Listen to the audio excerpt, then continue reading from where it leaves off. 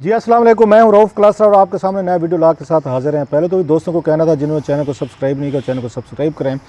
आज मेरे साथ बड़े अरसे बाद आमिर मतीन साहब मौजूद हैं। बड़े दोस्तों की फरमाइश थी, बड़े ये पूरे उस रीजन से आप कह सकते दुनिया भर में जितने भी लोग रहते हैं कोई हमारा शो देखते थे, सबकी एक ही फरमाइश थी कि आप खुद अकेले बैठ जाते हैं, आमिर मतीन साहब को नहीं लाते।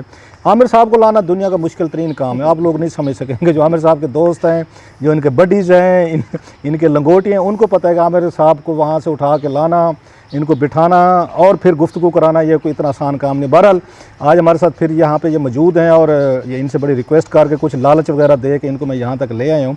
आज का दिन बड़ा अहम था क्योंकि 2 साल पूरे हो गए यहाँ पीटीआई की हुकूमत को। आप कह सकते 2 साल से मुराद है कि आज 25 ये जुलाई जो है इसको इलेक्शन हुए थे पाकिस्तान में और पीटीआई की हुकूमत जो पावर में आई थी और इमरान खान साहब जो हैं वो वज़ीर आज़म बने थे। तो आज हम इस पर कोशिश करेंगे आमिर मतीन साहब के साथ बैठ के 3-4 मेन इसके एरियाज़ हैं, गवर्नेंस के हैं, एनर्जी के हैं, इसके ब्यूरोक्रेसी के हैं, पॉलिटिक्स के हैं, इसके बाद नैब के हैं और इसमें बेपनाह चीज़ें कि इमरान खान साहब की हुकूमत जो इन 2 सालों में क्या इसने परफॉर्म किया, क्या अच्छा किया, क्या बुरा किया, क्या बेहतर किया, क्या इस पे बेहतर बात नहीं कर सके। तो आमिर मतीन साहब से इस पे बात करते हैं। आमिर साहब थैंक यू वेरी मच, आपने बड़ा टाइम निकाला, लेकिन अब आपको हम भागने नहीं देंगे। अब आपको रोज़ कोई ना कोई कुछ करना पड़ेगा आपको। मगर मैं क्लैरिफाई कर दूं कि ये इम्प्रेशन जो आ रहा है कि मैं पता नहीं आना नहीं चाह रहा, मगर मेरा ख्याल है कि 5-7 साल प्रोग्राम लगातार करके रोज़ाना करके एक थोड़ी सी थकावट भी आ जाती है। दूसरा ये है कि हम काफ़ी सारी चीज़ें मिस आउट कर रहे थे। फॉर एग्ज़ाम्पल उस तरीके से किताबें नहीं पढ़ी जा रही थी, फिल्में नहीं देखी जा रही थी। सो एक आप समझ लें कि रिफ्लेक्शन का एक टाइम था, तो रिफ्लेक्ट कर रहे हैं, ज़रा बड़े कैनवस पे चीज़ों को देख रहे हैं, उसका एक अपना मज़ा। लेकिन लोगों ने ये समझ लिया कि जस्ट क्योंकि पाकिस्तान में तो ये होता है नज़र ओझल वो आँख ओझल पहाड़ ओझल वाले साहब है, दे थर्ड के आमिर मतीन साहब जो हैं, आपने भी लिखा कहीं पे ट्विटर पे कि सेमी रिटायरमेंट ले लिए, तो लोगों ने बड़ा दाएं बाएं इधर से कुछ जाती और बड़े मेरा ख्याल है इंतहा मतलब लो लेवल के उन्होंने हमले भी शुरू किए। बहरहाल वो चलता रहता है, रेवलरीज हर जगह पे होती हैं। अमर भाई 2 साल आज इलेक्शन को पूरे होंगे और मुझे याद हो गया कि हमने इलेक्शन को कवर किया था जब लाहौर में थे स्टूडियो में 92 में बैठ के, मैं था, मालिक थे, दानिश साहब थे, उसमें इरशाद आरिफ साहब थे, आरिफ निज़ामी साहब थे और बहुत सारे ये उसमें दोस्त थे, लोग थे सारे।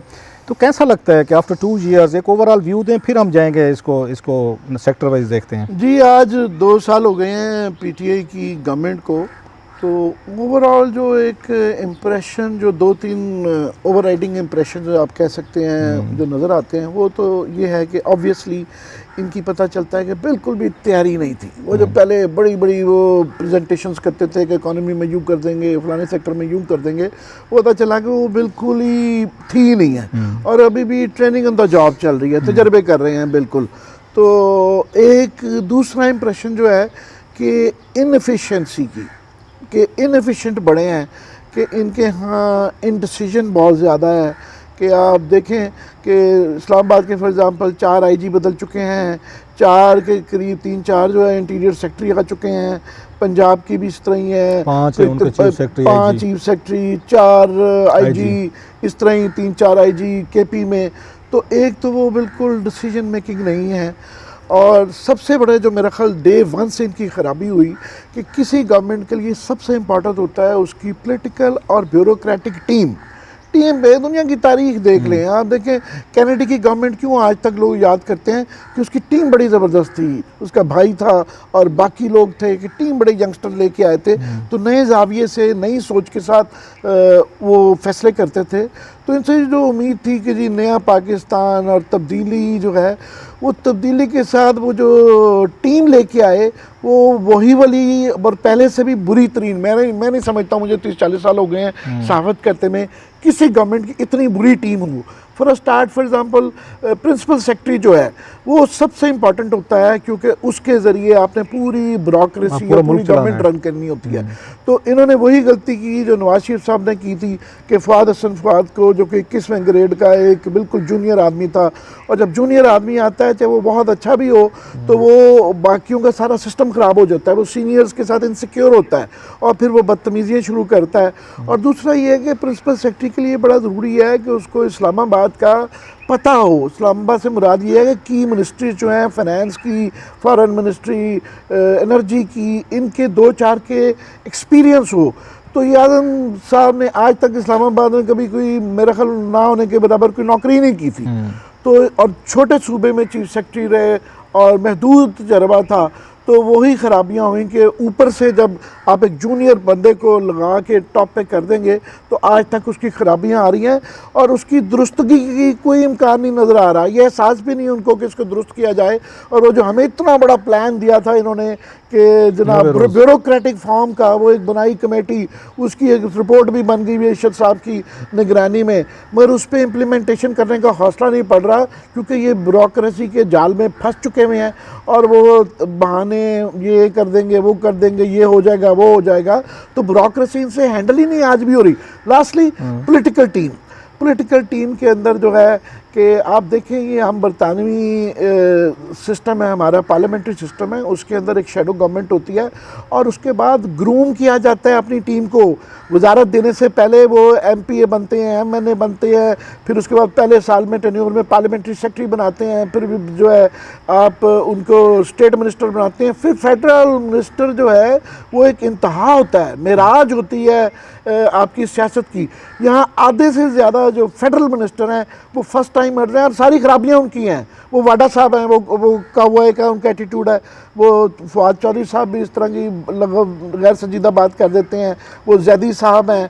आप देखें ज़्यादातर प्रॉब्लम इनको फर्स्ट टाइमर्स की आ रही है। इनको आज भी चाहिए कि इन सबको कुछ को फारिग करें, कुछ को डिमोट करें और अपनी टीम को ये दे। 2 साल बाद अब बड़ा ज़रूरी हो गया है कि सबसे बड़ा लास्टली नुकसान इनका ये हुआ है कि इनको लोगों की उम्मीद तोड़ दी है।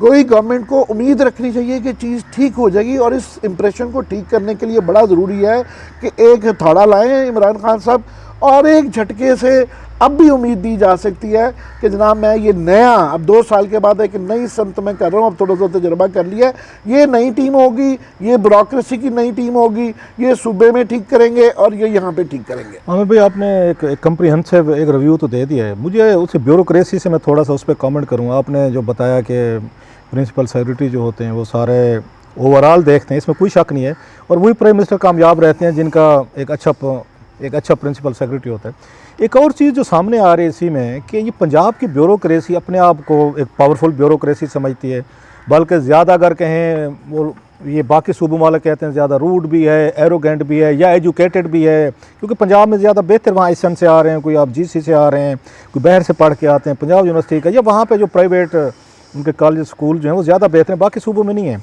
अब ये देखा जा रहा है कि जब KPK से आप एक वहाँ से लाए हैं एक उसको ब्यूरोक्रेट आज़म खान साहब को, तो उसके बाद पंजाब की ब्यूरोक्रेसी इनसे नाराज़ हो गई। स्पेशली बड़े बड़े लोग बैठे हुए थे, सीनियर भी थे, ग्रेड 22 में भी थे।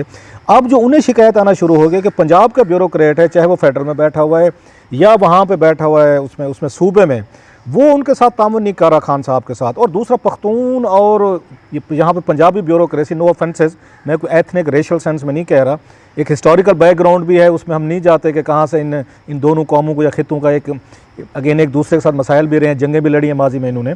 तो लेकिन अब वो जो एक ब्यूरोक्रेसी का एक रुझान है, मतलब सबसे पहले फिरदौस आशिक अमान साहबा जो हैं उनकी लड़ाई हो गई थी आज़म खान साहब से, आपको याद होगा, अच्छी खासी तू मैं हुई थी, मैं गाली गलोच की चलो बात नहीं करता, बात हुई थी कि पंजाब वाले कहते हैं हमारी बात को नहीं सुनता वहाँ पे प्राइम मिनिस्टर ऑफिस में।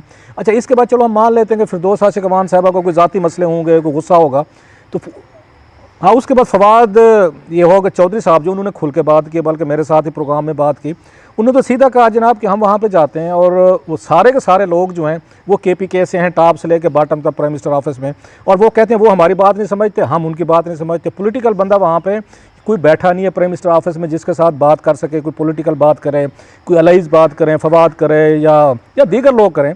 तो ये जो रेवलरीज हैं आपस में पंजाब की ब्यूरोक्रेसी नहीं ले रही सीरियसली, क्योंकि वो समझते हैं कि ये जो KPK का या सिंध का या इवन हमारे साउथ के लोगों को सीरियस नहीं लेते, ये बलूचिस्तान का ब्यूरोक्रेट तो है नहीं। सो यहाँ तक इसमें किसको ब्लेम करेंगे? ये पंजाब की ब्यूरोक्रेसी को कहेंगे कि एक वहाँ से पख्तून आ गया तो ये उसके साथ काम करने को तैयार नहीं, व्हाई नॉट? ब्लेम तो फिर वो जो अंग्रेजी में कहते हैं ना buck stops at the prime minister, तो ब्लेम तो फिर अल्टीमेटली आपको इमरान खान को करना पड़ता है कि ये सिलेक्शन तो उनकी है। मगर आप इस पे पंजाब पे इसलिए नहीं डाला जा सकता इस दफ़ा कि आप देखें आज़म खान साहब भी पख्तून हैं और अरबाब शहजाद साहब जो रखे गए थे इसके लिए स्पेशल असिस्टेंट और ब्यूरोक्रेसी को देख रहे थे वो भी पख्तून थे। तो वो पंजाब ब्यूरोक्रेसी ने चलने नहीं दिया वाला मामला नहीं है, क्योंकि इन्होंने खुद अपनी सारी सिलेक्शन की और काफ़ी जगह इनकी बाइसेस भी थी और कोई हर्ज नहीं होता। ये होता है पीपल्स पार्टी की गवर्नमेंट के अंदर एक सिंध से ज़्यादा आ जाता है, इनके यहाँ केपी से गवर्नमेंट से कोई हर्ज नहीं है। पर असल बात यह है कि एफिशिएंसी लेना, आप किसी की भी कोई भी लसानी बैकग्राउंड हो, मगर आप जब का टॉप का बंदा रखते हैं, तजर्बाकार रखते हैं, और जब अगर आपकी टीम में सलाहियत हो, तजर्बा हो, तो आप ब्यूरोक्रेसी से काम कर लेते हैं। अगर ब्यूरोक्रेट फॉर एग्जांपल टीम अच्छी नहीं थी, क्योंकि कंफर्टेबल थे इमरान खान साहब, आज़म खान के साथ उन्होंने थोड़ा काम किया था, तो एक ही ब्यूरोक्रेट को वो जानते थे, उसी को वो लेके आ गए। मगर प्रॉब्लम ये है कि इमरान खान का अपना सिस्टम को अंडरस्टैंड करने का कोई तजर्बा नहीं था। उन्होंने कभी थाना कचहरियों की ज़िंदगी में एलीट क्लास एचएसएन से वो पढ़ के आए थे, फिर ऑक्सफोर्ड, जिस तरह वो कहते हैं मैं तो इंग्लैंड ही रहा, तो वो इंग्लैंड ही रहे। वो यहाँ के थाना कचहरी का उनको पता ही नहीं है कि क्या दर्द होता है। थाने में जाके कभी वो एसएचओ के सामने पेश नहीं हुए, उन्हें कभी तहसीलदार जेल में 7 दिन रहे थे, 7 दिन डेरा गाजी खान में बड़ी मुश्किल दिन थे। मेरा उस जेल के बाद प्लाक लगा देना चाहिए कि ये कोई मंडेला वाली जेल नहीं थी, मगर उनको कभी तहसीलदार का या डीसी का या कचहरियों के चक्कर नहीं लगाने पड़े, उनको सिस्टम का पता ही नहीं है। और यहाँ भी जो पहली गवर्नमेंट में जो पहले वो रहे थे 2002 वाली में, उसमें कभी वो आपको पता है कि ना कभी असेंबली आए थे, ना उन्होंने कमेटियाँ पार्लियामेंट्री सिस्टम को भी नहीं समझते। तो आप एक मैकेनिक को गाड़ी का मैकेनिक ही नहीं पता, वो कैसे गाड़ी ठीक कर सकता है? वो ड्राइव कर रहे हैं, ड्राइविंग आ जाती है, मगर मैकेनिकी का उनको पता नहीं है, खुद नहीं पता। फिर आगे पॉलिटिकल टीम जो अपनी लाए वो नालायक है। अगर वजीर तगड़ा हो, तजर्बाकार हो, तो जितनी मर्जी चलाकियाँ सेक्रेटरी करता फिरे, वो उसको काबू में कर लेते हैं। ये तो वो जो classical yes prime minister, yes minister की जो सीरीज़ होती थी, उसमें जिस तरीके से दिखाया कि ब्यूरोक्रेसी कैसे पागल करती है, पॉलिटिशियन को चक्कर दे के रखती है, तो ये तो चक्करों में आ गए हुए हैं बिल्कुल, तो इनसे हैंडल नहीं हो रहा। दूसरा जो सबसे बड़ा चैलेंज मुझे लगता है, जिस पे इमरान खान साहब के जो हामी हैं वो ये बात कहते भी होते हैं कि जनाब कि हम क्या करें कि हमारे पास पूरी कोई अददी वो नफरी नहीं थी, हमें यहाँ पे भानुमती का कुंभा बनाना पड़ गया, कहीं से चौधरी साहबान को लाए तो कहीं से MQM को लाए, कहीं से मैंगल साहब को ले आए, कहीं से किसी को ले आए, लिहाजा आके हमें अलाइज चलाने के लिए वो टीम ही नहीं मिली। स्पेशली मुझे पंजाब के हवाले से उन पे बड़ी सख्त उन पे तनकीद आई। एक तो चौधरी ने उनको नहीं बैठने दिया, हर दफ़ा कोई ना कोई उन्होंने उनके साथ कोई हाथ करने की कोशिश की। स्पेशली मूने सिलाई का वज़ीर ना बनना वो एक ऐसा इस मुल्क के लिए मेरा ख्याल मसला बना है कि अभी तक चल रहा है, 2 सालों में वो नहीं हल हुआ। और प्लस बुज़दार साहब वाला चॉइस जो अभी पिछले दिनों फिर वहाँ पे बड़ी उस पर ख़बरें चल पड़ी थी कि बस ये बात हो गई है, तय हो गई है, एस्टेब्लिशमेंट ने भी कह दिया है कि बस नो वे, इस पे अनफ। तो बुज़दार साहब वाला उनका एक उनका चॉइस था, उस पर तनकीद तो सारे करते हैं। Imran Khan is the only one जो स्टिल डिफेंड भी करते हैं, अपने चॉइस पे भी खड़ते हैं। तो ये 2 साल बुज़दार साहब वाली परफॉर्मेंस आपको कैसी लगेगी? कुछ हद तक तो ये आप इनको कह सकते हैं कि ये बात जायज़ है कि इनका जो मैंडेट था वो बड़ा थोड़ा था। इनकी फॉर एग्ज़ाम्पल एक चीज़ इनके आड़े आ रही है कि सेनेट में इनके पास मेजॉरिटी नहीं है, तो इसलिए जो लेजिस्लेशन कानून साजी जो है वो स्लो डाउन हो जाती है। मगर ये नहीं है कि एजेंडा बड़ा ज़बरदस्त आया हुआ है, कानून बड़े आ रहे हैं और वो रुक रहे हैं, वो लेजिस्लेशन आ ही नहीं रही। कोई काम की लेजिस्लेशन अभी 2 साल में जिससे कहे कि हाँ यार ये इससे आवाम की फ़ायदा होगा, दुरुस्तगी होगी, निज़ाम बेहतर होगा, वो लेजिस्लेशन तो वो फाइलों में ही पड़ी हुई है। वो सारे ब्यूरोक्रेटिक रिफॉर्म, एडमिनिस्ट्रेटिव रिफॉर्म वो आज तक नेशनल असम्बली में आए ही नहीं है। दूसरा, इनकी वो कमज़ोरी इसलिए नहीं मानी जा सकती क्लास साहब कि जो याद होगा कि पिछले जो नवाज शरीफ साहब के 5 साल थे या पीपल्स पार्टी के, वो यही खदशे में रह के अब गवर्नमेंट गई कि अब गई। इनका कोई ऐसा खतरा नहीं है क्योंकि इनको एस्टेब्लिशमेंट लाई है, सबको पता है कि वो बेचारे फंस गए हैं कि इनके अलावा कोई चारा नहीं है, क्योंकि कोई मुतबादल नहीं है। वो नहीं पसंद करेंगे कि नून लीग फ़िलहाल स्टेज में वापस आए या पीपल्स पार्टी आए, तो इनकी गवर्नमेंट बची हुई है। वरना इनका अगर ये फॉर एग्ज़ाम्पल इनके पीछे ये वाला तासुर ना होता कि एस्टेब्लिशमेंट इनके पीछे है, तो जो इनकी परफॉर्मेंस रही है कब के उड़ के घर पे जा चुके कह रहे हैं। मैं आपकी सारी बात काट रहा हूँ, बड़ी अहम उसमें आपने बात की है। आप ये कह रहे हैं कि इमरान खान साहब एंड कंपनी इसलिए भी काम नहीं कर रहे, किसी चीज़ को सीरियस नहीं ले रहे कि इनको पता है कि जनाब इनके पास ऑप्शन नहीं। और इमरान खान साहब ने कहा भी था, उनको कोर्ट हुआ था कि जनाब हमारे अलावा क्या ऑप्शन है आपके पास। तो तो जिस पे उन्होंने बाद में खैर क्लैरिफिकेशन भी कुछ किया। तो खान साहब ने तो एक उनको ये ब्लैकमेल किया जा रहा है कि हम कोई काम नहीं करेंगे, आपके पास कोई और बंदा है तो ले रहे, क्योंकि नवाज लीग के साथ आपकी नहीं बनती, आपका बहुत ज़्यादा क्लैशेज हैं, बल्कि पर्सनल दुश्मनी के हद तक चले गए हैं दोनों पार्टीज़ जो हैं। अच्छा, जरदारी साहब एंड कंपनी अभी इस पोजीशन में नहीं है कि सिंध में तो हैं लेकिन पंजाब में उनकी प्रेजेंस नहीं है, कोई नहीं जानता, पंजाब में वोट नहीं रहेगा उनका। अब उसका नया इलेक्शन होगा तो देखेंगे। सो खान साहब जो हैं वो सारे काम अब एस्टैब्लिशमेंट से लेते हैं। बल्कि आपको मज़े की बात बताऊँ, इवन इनके वजीर जो हैं उन पर कोई जर्नलिस्ट अगर ट्वीट कर दे ना, ट्वीट चले खबरें स्कैंडल तो एक साइड पर रख दें, ट्वीट कर दें तो भी वो आके दौड़े दौड़े भाई लोगों के पास ये जाते हैं और कहते हैं ये ट्वीट डिलीट करवाएं। तो वहाँ से बाकायदा फ़ोन किए जाते हैं सहाफ़ियों को कि ट्वीट फलां ट्वीट जो है ना इनको डिलीट करें। जब इतनी डिपेंडेंसी उन्होंने रख ली है, ये तो बच्चे वाली बात है ना कि एक बच्चे को बड़ा आप नहीं होने देंगे, उसको हर काम उसके मुंह में अब निवाला देंगे, पानी भी पिलाएंगे उसको खाना भी खिलाएंगे, तो उसके बाद वो घर बैठा हुआ। तो इमरान खान साहब, मेरा ख्याल है इन्होंने इसलिए भी गवर्नेंस को सीरियस नहीं लिया और उन चैलेंजेस को नहीं लिया और आगे दूसरे इश्यूज़ में फंस गए हैं कि उनको पता है कि मेरा इस वक्त अल्टरनेट नहीं है, एस्टैब्लिशमेंट फंसी हुई है और प्लस मेरे अलावा कोई बंदा है तो लेके आए। तो एक रीज़न ये भी समझते हैं कि इन्होंने अपनी गवर्नेंस पे फोकस नहीं किया, डिलीवर करने पे नहीं रहे। रीज़न ये वाला है, ये कॉम्प्लेसेंसी है कि जनाब हमें जो लाए हैं उन्होंने हमें रखना है और उस तरह का, क्योंकि आपस में वो जो एक पेज पे होना हमें लेके बैठ गया, मुल्क को लेके बैठ गया कि कोई इनको डर ही नहीं है। लेकिन खतरनाक बात भी नहीं है, दूसरा जो ला सकते हैं वो कार को निकाल भी सकते हैं। वो ये नहीं समझ रहे हैं कि ये अल्टीमेटली आपको जो लाजवाल चीज़ बनाती है वो आपकी परफॉर्मेंस होती है, ये चीज़ रखती है। इनको समझ नहीं है अभी, क्योंकि मुतबादल नहीं है, मुतबादल निकल आते हैं, ये एक हद से ज़्यादा हालात इस तरह चलते नहीं है। दूसरा क्या साहब, इनका गुरूर है कि इनके अंदर जो नवाज शरीफ वगैरह में या पीपल्स पार्टी में तो वैसे कम था गुरूर, उनकी टीम में 3-4 साल में जो आता था ना, यही ख्वाजा आसिफ, साद रफीक, चौधरी निसार, ये बड़े हमारे वाकिफ होते थे, मगर जो ही वजीर बने थे तो वो मूंछों को तेल लगा के ना बैठ जाते थे, जो है ना वो राजपूत कोई बन जाता था, कोई ख्वाजा बन जाता था, तो ये इनके पाँव ज़मीन पे नहीं थे। इनको 2 साल में ही वो गुरूर हो गया है। मैं उसकी मिसाल देता हूँ कि शुरू में आपने गौर किया होगा कि इमरान खान साहब ने, जो कि अवाम पसंद करती है अजज़ को, तो फॉर एग्ज़ाम्पल आप लोगों ने, आप उसमें बड़े शामिल थे, उसमें ये जो गैस सेस का इशू था, अरशद शरीफ था, आप थे, हम थे, मालिक, आप सारे लोग थे, तो वो एक जनरल इशू था। 250-300 अरब रुपया, 400 अरब रुपया खाया जा रहा था और वो मफाद आमा का केस था और गवर्नमेंट बैकफुट पे गई और इन्होंने वापस ले लिया, कैबिनेट से फैसला हुआ वो वापस ले लिया, ये पसंद किया गया। लेकिन उसकी कीमत आप और मैंने चुकाई है। वो हमारे गले तो वही पड़ा ना कि ये गैंग अप करते हैं। भाई गैंग अप हम अपने रिश्तेदारों के लिए नहीं करते, अपने मुल्क के पैसे बचाए हैं, आवाम के मफाद के लिए गैंग अप कर भी लेते हैं। तो क्या हर्जा दोस्तों को, ये लाइक माइंडेड लोगों को इकट्ठे होना चाहिए इश्यूज के ऊपर, मगर वो अजज पसंद आया लोगों के, चलो जी इन्होंने गलती की है तो वापस ले ली। अब वो नहीं है, अब वो कहते हैं कि इनकी ऐसी की तैसी कर लो, जो करना वाला एटीट्यूड है। और शुरू में जो इमरान खान आपसे, हमसे, साफ़ियों से मुलाकात करते थे, मशवरा करते थे, सख्त बातें सुनते थे, अब आपने गौर किया होगा कि अभी तो वो नाराज़ हो जाते हैं। अब वो मीटिंग्स लार्जर वाली तो होती नहीं है, दुकड़म तिकड़म अकेली होती है। वो कल, अच्छे आपको पता है वो भट्टी साहब जो हैं हमारे दोस्त, जो इरशाद भट्टी साहब, वो कल टीवी पे कह रहे थे, मैंने कहा जी वो गवर्नमेंट को ये करना चाहिए। मैं कहा आपकी 2 मुलाकातें हो चुकी हैं तो प्राइम मिनिस्टर से आपने कहा नहीं?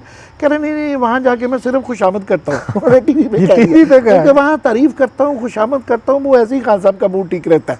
तो वो जो केला जाता है वो नवाज शरीफ साहब का अपना ग्रुप था जो उनको खुशामद करते थे, वो भी अपनी मर्जी के, इनकी जरदारी साहब का अपना गैंग था, वो अपने गैंग लाइक माइंडेड आते थे, वो कहते थे जी वाह, वो और पक्का कर देते हैं कि कोई गलती जो आपसे हुई है उसकी दुरुस्तगी भी ना करें।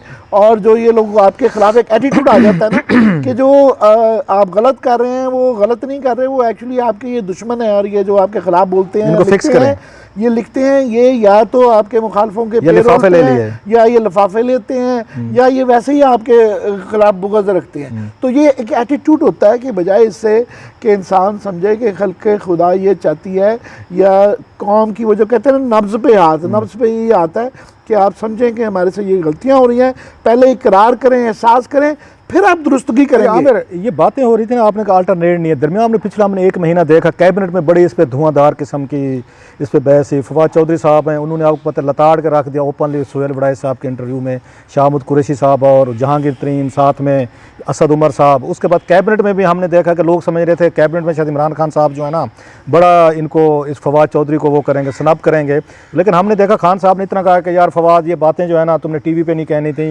वैसे कह लेते, उन्होंने कुछ नहीं कहा। इसके बाद अगेन पिछले कुछ अरसे से मैं देख लूँ फैसल वाडो साहब जो हैं वो भी कैबिनेट में क्या टीवी शोज़ में भी उन्होंने यही बात किया कि जनाब इमरान खान के खिलाफ कोई साजिश हम कामयाब नहीं होने देंगे। पता ये चल रहा है कि इमरान खान साहब जो इनके अल्टरनेट के तौर पर जिनको उभारा जा रहा था, शाहमुद कुरैशी साहब, असद उमर साहब, उनके खिलाफ उन्होंने 2-4 मिनिस्टर जो हैं उन्होंने उनको ठीक करके रख दिया। अब वो चुप भी हो गए। वाकई कोई ऐसी सीरियस मूव थी कि असद उमर साहब को वज़ीर आज़म लाया जाए? शाहमुद कुरैशी साहब के तो आपको पता है जब से पैदा हुए बचपन की ख्वाहिश है कि मैंने किसी दिन, जैसे लोग आला तलीम के लिए बैरून मुल्क जाते हैं, शाहमुद कुरैशी साहब की ख्वाहिश है कि मैंने एक दिन इस मुल्क का वज़ीर आज़म बनना है। वो खैर ख्वाहिश रखने में हर्ज नहीं है। Again how serious was this move? क्या साहब, बात यह है कि वो जब शेर ज़ख्मी हो जाता है ना तो छोटे मोटे जंगल के जो जानवर हैं ना चीची चाचा शुरू कर देते हैं। वो आप देखते हैं कि कैबिनेट से इस तरह के लोग भी जो है ना वो भी फवाद जैसे लोग भी वो आवाज़ें देनी शुरू कर देते हैं। एलाइज भी आपके वो बजट के मौके पे वो हिलना जुलना शुरू कर देते हैं। चौधरी भी एकदम जान पकड़ लेते हैं कि चेक तो करें, ताले में चाबी डाल के तो चेक शायद खुली जाए। तो वो हर कोई तैयार हो जाता है। तो आप क्या, मगर अगर जब वो देखें कि जनाब शेर जो है जागा हुआ है और ताकत में है और भूखा भी है तो कोई नज़दीक नहीं आता। तो ये बिल्कुल मैं आजकल क्योंकि नेशनल जियोग्राफिक से ज़्यादा दे रहा हूँ तो जानवरों की एग्जाम्पल ज़्यादा आ जाती है। और वो उसमें बड़ी मज़ेदार बात थी कि जो वाइल्ड डॉग्स जब ये हंट करते हैं ना पैक के साथ, तो ये 16 हो जाए ना, उन्होंने कहा जी हमने बड़ी दफ़ा तजर्बा करके देखा है कि 16 हो जाए ना तो ये शेर को गिरा लेते हैं। अच्छा, वो जो है तो नंबर इज इम्पोर्टेंट। उन्होंने कहा कि देखते हैं ना कि हम इतने 8 पे कहते हैं इंतजार कर रहते हैं, जो 16, 15, 16 होते हैं तो ये अटैक कर देते हैं जो ना हाइनाज और लगड़ पकड़। तो ये लगड़ पकड़ है तो इनको वो ये मिसाल चाहिए, ये कोई 7, 8, 10 इकट्ठे होते हैं फिर कम हो जाते हैं, ज़्यादा होते हैं, तो ये 16 हो जाए क्योंकि शेर जख्मी पड़ा हुआ है। शेर जो है ना, शेर तैयार नहीं है कि शेर अपने आप को दुरुस्त कर ले और ज़रा कोई थोड़ा सा दिखाए, धाड़ बाड़ दे। आपकी एक्सपर्टीज़ ज़्यादा है जो पिछले आपने कई सालों में, मेरा ख्याल है इस वक्त एनर्जी में और भी बड़े अच्छे रिपोर्टर काम कर रहे हैं। लेकिन टीवीज़ पे अगर शोज़ मैंने तो साहब 5 साल हमने इकट्ठे किया है, सबसे ज़्यादा एनर्जी सेक्टर को आपने फोकस किया है। अभी भी हम देख रहे हैं IPPs की रिपोर्ट स्कैंडल आई, वीड स्कैंडल आया, शुगर स्कैंडल आया, उसके बाद बिजली घरों का आया। अभी हम देख रहे हैं कि स्कूक बांड वगैरह नदीम बाबर साहब को हम देख रहे हैं, उसके बाद अब्दुल रज़ाक दऊ साहब हैं, उमर अयूब साहब हैं, उनके हवाले से ये एनर्जी सेक्टर अब इस पे कोई आंख रखी हुई है आपने पिछले कुछ दिनों से, या थोड़ी सी सेमी रिटायरमेंट की नज़र होगी एनर्जी सेक्टर? क्या साहब, एनर्जी सेक्टर पे यहाँ पर मैं इसलिए ज़्यादा फोकस करते थे कि पाकिस्तान का सबसे बड़ा सेक्टर ये है कि अगर आपकी बिजली और गैस सस्ती हो जाए, ना सिर्फ कि आवाम को रिलीफ मिल जाएगा, लोग खुश हो जाएंगे, ये बेसिक फैक्टर होता है महंगाई का। दूसरा ये है कि आपकी जो प्रोडक्ट्स हैं कॉस्ट ऑफ प्रोडक्शन कम हो जाएगी, आप कंपेटिटिव हो जाएंगे, आपके एक्सपोर्ट्स भी ठीक हो जाएंगी। दूसरा ये है कि 12 से लेके 15 बिलियन डॉलर जो है ना कि हमारी तेल और गैस की इंपोर्ट है। यानी हम ये जो IMF से जो 1-2 बिलियन मांगते फिरते हैं, तर्रा करते हैं, तो ये आप और मैं बड़ी दफ़ा कह चुके थे कि 5 से 6 बिलियन डॉलर सालाना बचता है। अगर ये चोरी रोक लें और उसकी दुरुस्तगी कर दें सिर्फ इस एक सेक्टर की, और ये आप और मैं नहीं थे कहते, अब ये वर्ल्ड बैंक की रिपोर्ट आई है कि एनर्जी के अंदर पाकिस्तान ने मिनिमम पिछले 10 साल में 45 बिलियन डॉलर का लॉस किया है, जो कि इनकी ख़राबी है। तो इस वक्त जो लोड शेडिंग हो रही है या गैस के बिल ज़्यादा आ रहे हैं और बिजली की प्रॉब्लम है, वो इनकी नालायकी की वजह से है। उसका आप और मुझे और आवाम को देना पड़ता है, पैसे। तो इसलिए एनर्जी सेक्टर बड़ा ही इम्पॉर्टेंट है। और वहाँ पे क्या है, आप देखें पिछले मैं ये बार बार रिपीट करना पड़ता है कि पिछले 2 साल में 7 बड़े क्राइसिस आए हैं।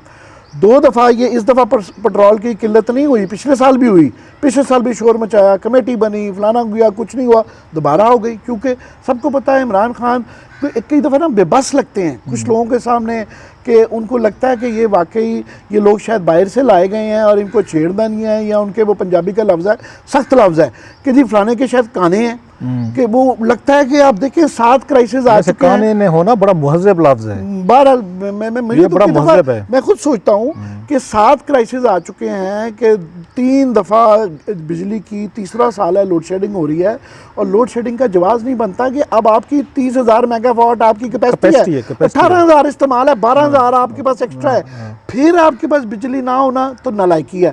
फिर साथ दूसरी दफ़ा गैस की हो रही है, और जो लोग जिम्मेदार हैं वही उमर अयूब साहब हैं। वो उमर अयूब साहब डायरेक्टली इन्वॉल्व हैं, और उनका पूरा क्योंकि ख़ानदान जो है वो ऑयल उससे, अब मैं शक करने लग पड़ा हूँ ना, मैं सोचता हूँ कि क्यों इनको नहीं हटाया जा रहा। और ये उमर अयूब साहब से मुझे फ्रैंकली बड़ी उम्मीद थी, मेरा ख्याल था ये यंग लड़का है और ये कोई अच्छे कमाल करेगा। बिल्कुल he is hands in gloves with these problem, with these people. उसके बाद वही सेक्रेटरी हैं, वो जो है असद याउद्दीन साहब, वो नहीं चेंज हो रहे, एक हेड रोल नहीं कर रहा। वही नदीम बाबर साहब हैं, इतना कुछ गैस सस का होता है। शहबाज शरीफ के भी वो एडवाइज़र हैं, उनकी अब ये कॉन्फ्लिक्ट ऑफ इंटरेस्ट का केस आ जाता है। मगर प्राइम मिनिस्टर इन सब के आगे, इस तिकड़म के आगे और उस ऑयल माफिया, गैस माफिया के आगे बेबस नज़र आते हैं। अब उसकी वजह फिर इंसान इस पे एज्यूम भी कर सकता है ना कि या तो ये लोग कहीं बाहर से लाए गए हैं, या फिर इनके आगे कोई ना कोई काने ही हैं, और तो कुछ नहीं कहा जा सकता। उसमें मैं 2-4 रेफरेंस दे दूं। वो ये है कि जब यहाँ पे रिपोर्ट्स आई हैं ना, 2 बड़ी डैमेजिंग रिपोर्ट आई हैं इस पे, कैबिनेट की खबर तो आपको पता है कि हम अंदर की खबरें थोड़ी सी एज ए रिपोर्टर कोशिश करते हैं, पहले भी निकालते थे, आप भी निकालते हैं, कि जब भी कोई स्कैंडल आया है और उस पर बड़े 2 ग्रुप्स बन गए हैं पीटीआई के अंदर। आपको पता है, एक मिनिस्टर्स का ग्रुप है जो पीटीआई का कोर ग्रुप है, एक जो खान साहब के दोस्त हैं, यार दोस्त, जिनको चंदा पार्टी कहते हैं, डोनर्स कहते हैं, या जो भी कंट्रीब्यूट करते थे पार्टी के लिए करते थे, या जिसके लिए भी करते थे, एडवाइज़र्स हैं या स्पेशल असिस्टेंट हैं, इनका 2 है। तो कुछ अर्सा पहले आके इन दोनों के दरमियान बड़ी एक उस पर कह सकते हैं एक उस कोल्ड वार शुरू हो गई। और कोल्ड वार हमें टीवी पे भी नज़र आती थी। शेख रशीद साहब ने उसका जिक्र किया, गुलाम सरवर खान साहब ने, याद है आपको, कहा था कि कौन से लोग बैठे हैं, पता नहीं बैग उठाए के आके चले जाएंगे। बाकी फैसल वाडा जैसे लोग थे जिन्होंने कैबिनेट में, कारपेट बैगर्स, हाँ, जिन्होंने कहा कि जनाब भाई साहब इनका पता करें कौन है, अपनी नेशनैलिटीज़ बताएं, टीवी पे जाएं। बल्कि यहाँ तक मुझे पता है कि ये पीटीआई के मिनिस्टर्स है, इन्होंने टीवी शोज़ पे जाना बंद कर दिया। जब इसके बाद वीट का स्कैंडल आया, शुगर आया, आईपीपीज़ आया, अभी रिसेंटली हमने पेट्रोल का देखा, उन्होंने कहा जनाब कि ये नदीम बाबर टाइप लोग जो हैं, या ये आपके अब्दुल रज़ाक दाऊद जैसे लोग हैं, पैसा ये बना रहे हैं, या यहाँ पे आपके मखदूम खुसरो बुख्तियार एंड कंपनी वगैरह, उनकी फैमिलीज़ वगैरह, उन्होंने कहा पैसे ये बना रहे हैं, माल इनकी जेबों में जा रहा है, इंक्वायरीज इनके खिलाफ आ रही हैं, तो जवाब दे जाके हम करवाएं टीवी पे। सब एंकर्स की बातें हम नहीं जाते, आप इनको कहें ये जाएँ। ये बाकायदा वहाँ पे बहुत सारे वजीरों ने इमरान खान साहब पर आके दबाव डाला है, जिसमें फैसल वाडो वगैरह जैसे लोग भी शामिल थे कि आप इनको आगे करें। अब उसमें इंपॉर्टेंट चीज़ जो है, 2 दफ़ा जब इंक्वायरी रिपोर्ट्स वहाँ पेश हुई हैं, जिसमें ये, और स्पेशली असद उमर साहब जो हैं, ये उनसे पूछेगा, वो ये आपको बताएंगे जब असद उमर ने ब्रीफ किया कैबिनेट को ऑन इस बिजली घरों की रिपोर्ट पे, जिसको दबा दिया गया, छुपा दिया गया, सबसे बड़ा स्कैंडल था वो था, जिसमें कैसे आपने पाकिस्तान के लोगों को उनकी जेब में से और वो निकलवा ली हैं। रिपोर्ट थी उनकी अपनी थी, जो ही रिपोर्ट ले हुई है कैबिनेट में और उन्होंने ब्रीफ किया है, और उसके बाद डिबेट होनी थी, इमरान खान साहब ने उससे पहले ही उन्होंने तारीफ़ें शुरू कर दी। उन्होंने कहा अब्दुल रज़ाक दाऊद हो गए और नदीम बाबर, ये बड़े ज़बरदस्त लोग हैं, मैं इनको बरसों से जानता हूँ, ये बेहतरीन लोग हैं, इनसे बेहतर बंदे कोई नहीं है। जब आप प्राइम मिनिस्टर ऑफ पाकिस्तान, जिनके खिलाफ इंक्वायरीज आई हुई, आप कह रहे थे एक्शन करें, हेड रोल्स करें, वो कैबिनेट के वजीरों से मैंने 2-3 से पूछा, उन्होंने कहा भाई साहब हम उसके बाद क्या बात करें जब प्राइम मिनिस्टर ऑफ पाकिस्तान उन लोगों के बारे में जिनके नाम इंक्वायरी रिपोर्ट में आ चुके हैं। बल्कि हम शाहमुद कुरैशी साहब को हम अच्छा खासी बैशिंग करते रहते हैं, लेकिन फॉर ए चेंज उन्होंने इमरान खान साहब को कन्फ्रंट किया। उन्होंने कहा खान साहब, ये जो इंक्वायरी रिपोर्ट आ रही है, ये स्कैंडल आ रहे हैं, ये लोग हैं, मतलब है जिनका पार्टी से ताल्लुक नहीं है, कल को हमने ये पब्लिक को फेस करना है, तनकीद हमारे ऊपर आ रही है। सो लास्टली इस पे थोड़ा सा इसको कंक्लूड करें कि इमरान खान साहब अपने वही यार दोस्तों में फंस गए। जैसे जरदारी साहब का हम सुनते थे कि जनाब यारों को यार हैं, जब वो पावर में आए थे उन्होंने भी इसी तरह के यार दोस्त इकट्ठे